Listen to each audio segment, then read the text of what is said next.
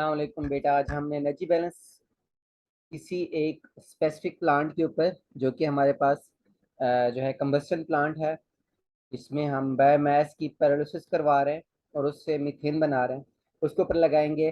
तो जब भी आपने किसी प्लांट के ऊपर एनर्जी बैलेंस लगाना है तो सबसे पहले आपने बेसिक जो फंडामेंटल इक्वेशन है वहाँ से स्टार्ट करना है।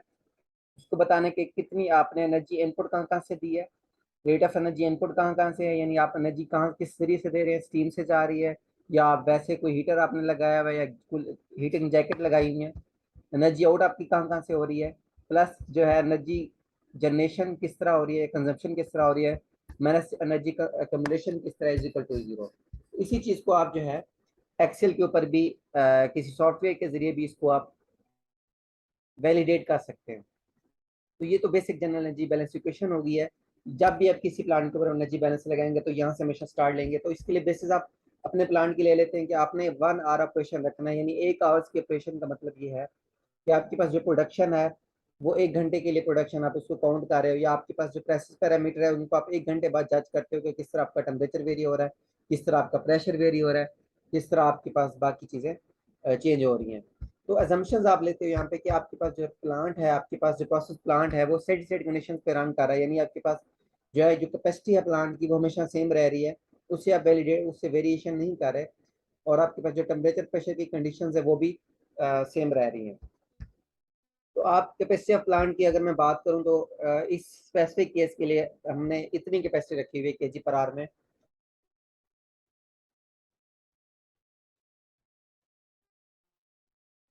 20,000, और ये हमारे पास सील जो है ना वो 39% है। यानी आप किसी भी आप प्लांट के ऊपर एनर्जी बैलेंस लगाना चाह रहे हो तो आपने ये बेसिक्स चीज़ें बतानी है वहाँ पे, किस तरह आप उनको स्टार्ट कैसे करते हैं। उसके बाद आप उसके इक्विपमेंट वाइज यानी रिएक्टर से शुरू करते हैं यहाँ पे, क्योंकि हमारे पास कोई रिएक्टर नहीं है, गैसीफायर को हम रिएक्टर ही कह रहे हैं। तो इसके ऊपर जो है किस तरह गैसीफायर में कौन कौन से रिएक्शन हो रहे हैं और किस तरह उनकी एनर्जी आप कैलकुलेट कर लेते हो। ये एक्चुअली कार्बन कंपोनेंट है जो कि वाटर के साथ रिएक्ट करके वाटर की शिफ्ट गैस बना रहा है, वाटर गैस बना रहा है, ऑक्सीजन के साथ रिएक्शन करके कार्बन डाइऑक्साइड गैस बना रहा है, हाइड्रोजन के साथ रिएक्ट करके मीथेन गैस बना रहा है जो हमारा मेन कंपोनेंट है, और हाइड्रोजन सल्फर जो है ना वो भी फीड में आ रहा है परसेंटेज की फॉर्म में, वो भी हाइड्रोजन के साथ रिएक्शन करके हाइड्रोजन सल्फाइड गैस बना रहा है। तो अब इन तमाम जो भी रिएक्शन हो रहे हैं उनकी हीट ऑफ रिएक्शन कैलकुलेट कर लेते हो। आपको लिटरेचर से भी मिल सकती हैं, आपको रेफरेंस बुक से भी मिल सकती हैं। किसी की अगर हीट ऑफ रिएक्शन पॉजिटिव है तो इसका मतलब है हमारे पास जो रिएक्शन एंडोथर्मिक है। अगर हीट ऑफ रिएक्शन नेगेटिव है इसका मतलब एक्सोथर्मिक रिएक्शन है, आपके पास कंबस्शन हुई है।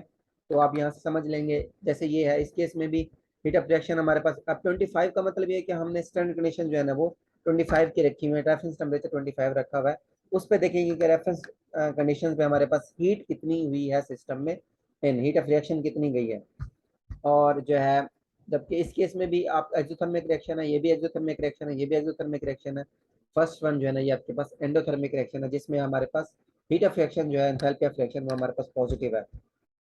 आप कुछ कंडीशंस आप डिफाइन कर लेते हो कि आपके पास रेफरेंस कंडीशंस क्या है, ऑपरेटिंग कंडीशंस क्या है, और जो है ऑपरेटिंग प्रेशर्स क्या है। तो यहाँ पे हमारे पास क्योंकि गैसिफिकेशन रिएक्शन है, गैसीफायर है, उसमें टेम्परेचर अप्रोक्सीमेट 1000 को अचीव कर रहा होता है, तो इस वजह से इसलिए मैक्सिमम टेम्परेचर है 950।